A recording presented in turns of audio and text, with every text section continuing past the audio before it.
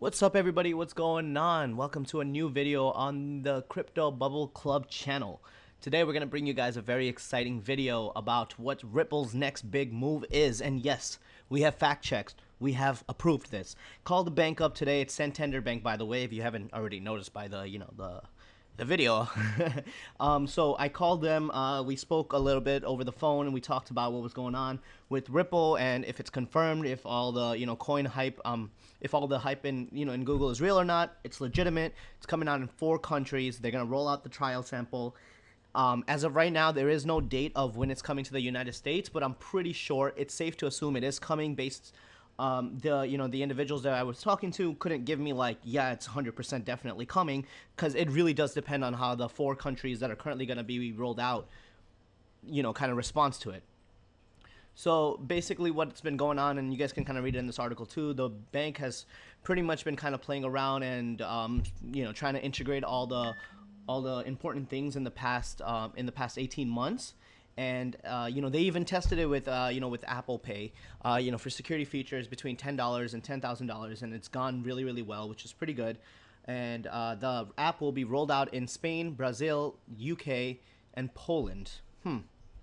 That can't be right. So, because when I spoke to them, I know that China is on the list, UK is on the list. Lovely lady, she actually forgot about the other 2.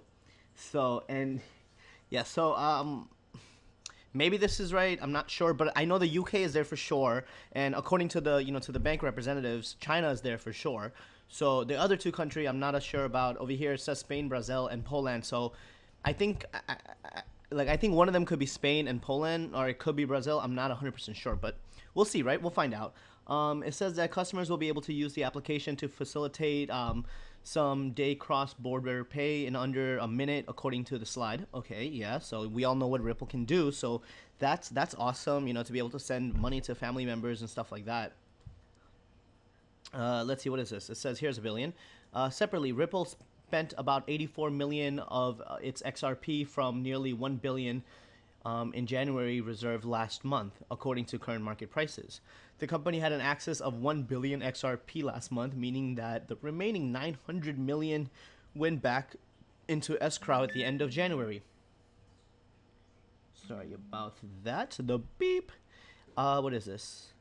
The company has 61 billion XRP valued at 51 billion locked up in escrow for over the next 4 years through a series of smart contracts. Ripple's escrow. Okay, so this is not much to do with the actual banking. Okay, cool. So what does this mean for Ripple as a whole, right? Now, when people are using it, one thing that Santander has been pretty adamant about is that they want to be very upfront with all the fees associated with it and what it's going to cost you to get into Ripple transfer.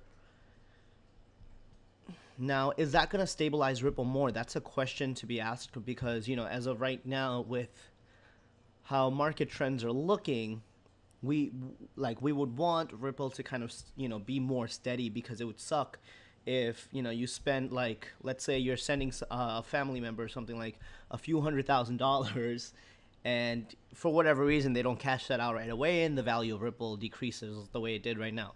I mean, but at the same token, I guess if you're sending somebody like $1 million or 100,000, they better be ready to cash that ASAP. So you know what? Never mind. Scratch that. Forget about it. Forget about it. Anyway, you guys already know about the Ripple launch with it's still so exciting that Santander's approving it. Thank you guys. Shout out to that bank, because unlike Bank of America. So with that being said, let's look at the market cap. Right now, we have gone under $400 billion. So we're looking at 396.2 billion, basically. Let's just say that's 200 million.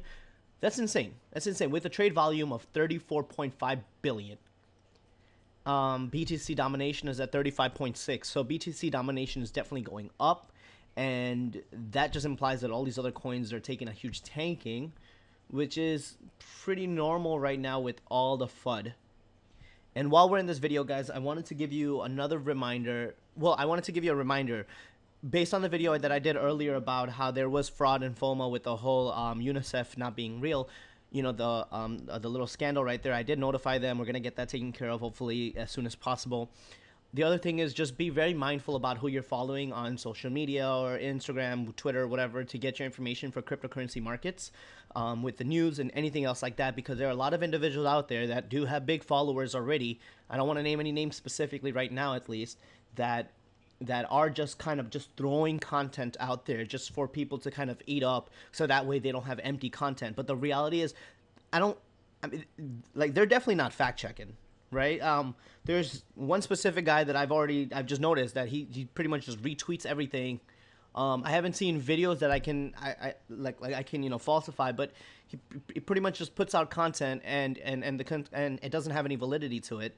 Like, especially on on Twitter, he's just retweeting everything that he can find, and it's not a good thing, right? So just be mindful, because they're retweeting things that are not real as well, that are fake news. So just make sure whatever you're doing, you can fact check it yourself with an actual credible source. I'm gonna try my best to be as honest as I can to you guys in every aspect, because like, I don't know if they're doing it intentionally, because I don't intentionally want to lie, but not gonna say that, hey, I am the best, I'm freaking genius when it comes to research, and everything I do and say is gonna be 100% fact.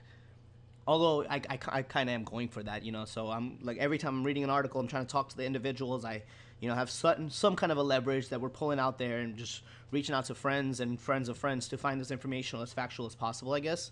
Anyway, guys, thank you so much for watching the video. I hope you guys have a really good day, and don't lose all your money, right? Let the market bleed out. If you have some cash, if you want to go in, if you feel confident about cryptocurrency, go into the ones that you think are going to do well. And just as a disclaimer, just so you know, I'm not a professional at any of this. This is strictly hobby and something that I love to do. So I just want to share the experiences that I'm having with you guys, all right? Have a good one, guys. Peace.